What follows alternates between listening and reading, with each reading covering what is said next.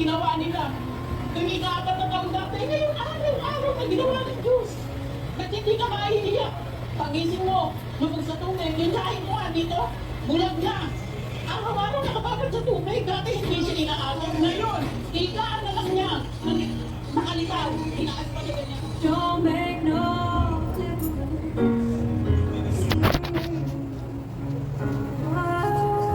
5,500 flood control project ni Bongbong Marcos. Pinagyabang niya na natapos na, wala pala. From Ilocos Norte up to all over the country, walang flood control. Puro pinabayaan niya ang grabe corruption. Dinamay lahat, halos lahat. Ako, allocable hindi lang sa congressman.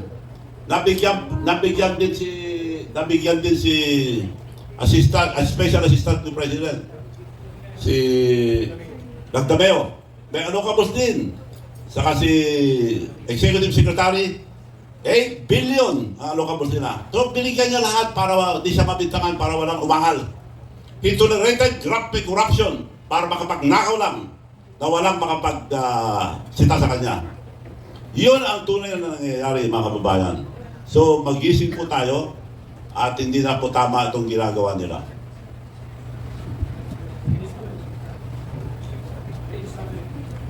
Now, nasa Guinness Book of Record na ang tatay nila. Greatest robbery of government.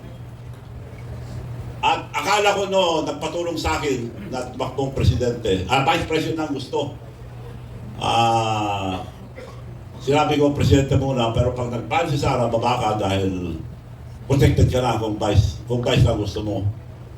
Yes, Manong. Mabait naman nung araw si Bongbong. Hindi ko kalahin na ganito kasambahe. So,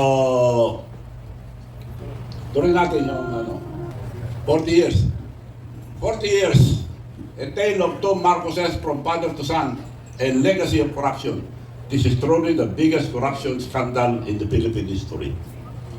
Noong last year, kung napansin nyo sa record, nung sinabi niya na maya naman kayo, right away, pinuna ko na. Dahil mula nung pinahiya ako sa Japan, nagtaka ako, pinag-aralan ko na, I scrutinized it, I studied it, I analyzed it.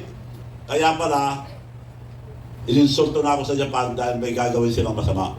So, pinag-aralan ko rin siya mula nung binastos ako sa Japan. Kaya, napag-aralan ko lang to. Kaya, lalabas na sana ako last year. Pero inantay ko itong buwan na ito dahil ito ang 48th year. 40 means a lot in the Bible. Saan yung mga 40?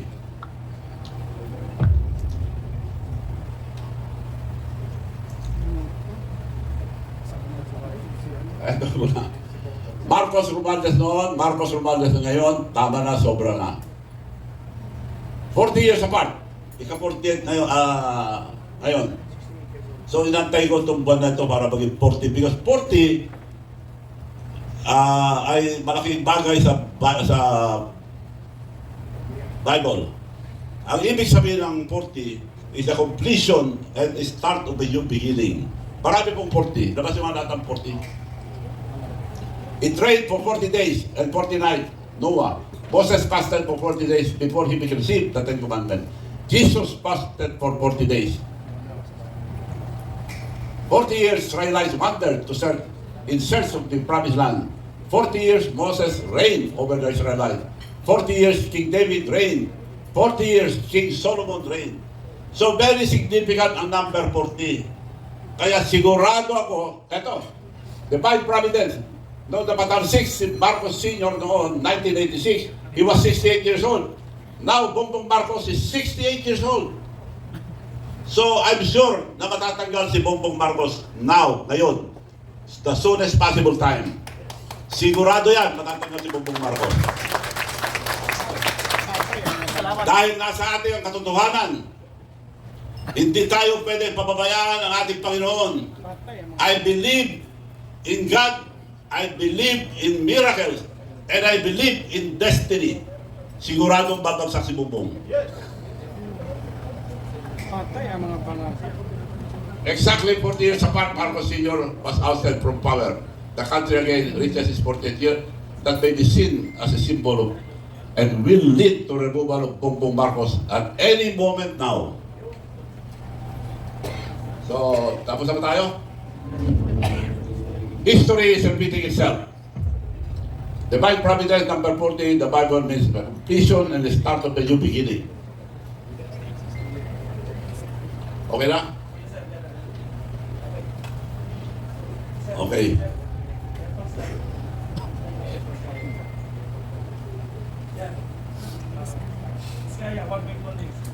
Ayan.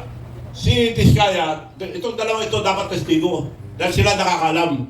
Kinulong na si Diskaya dahil siya nagsasabi doon na unang September, tinanong ang ICI. Sino ang mga binigyan yung pera? Sabi ni Diskaya, Calatrava. Who is Calatrava? Siya ang head ng President, Office of the President for the Visayas.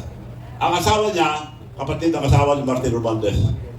Siyang tumatanggap, siya nagbibigay ng project, siya tumatanggap ng mga 25%. Calatrava. Kaya, ang mismo nagpatanggal, si Chairman Reyes ng ICI. Tanggalin yan, hindi pwede ilagay yan. Doon tayo susunod. So, mga sumunod, sinabi ng mga binigyan, tapos nakalagay pa ron, binigyan namin ng 20 million sa pinagawa ni Speaker Martin Romualdez na radio station niya.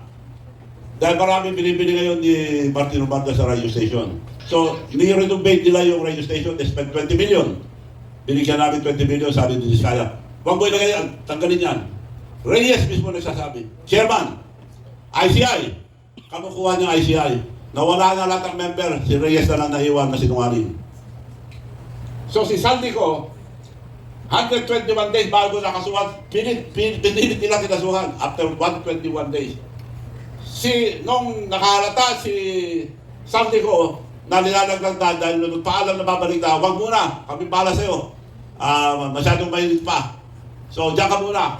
Nung nakahalata na nilalaglag na siya, nagsalita na. Nung nagsalita, 7 days. May kaso, may warrant of arrest. Yan ba justisya? Wala, kalukuhan ng justisya dito sa ating bansa.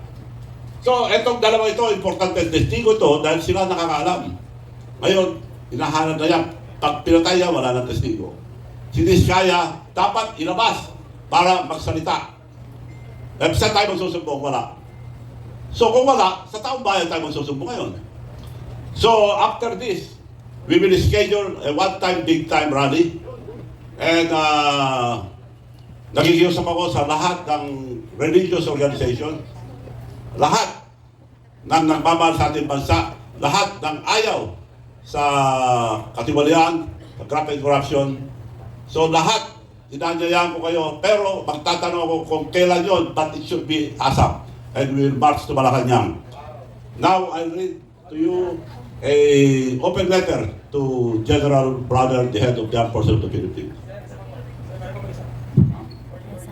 Ito, nasabi ko na kanina, si Orly Contesa, tinago na ni Martin Romualdez.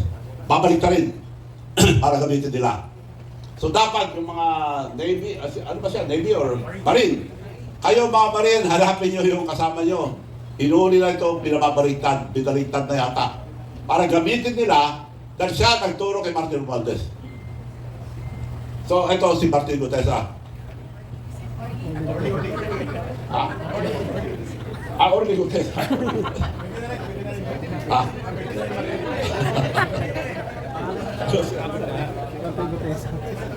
Okay. Tinago na ni Martin. Anak na ni Martin yan.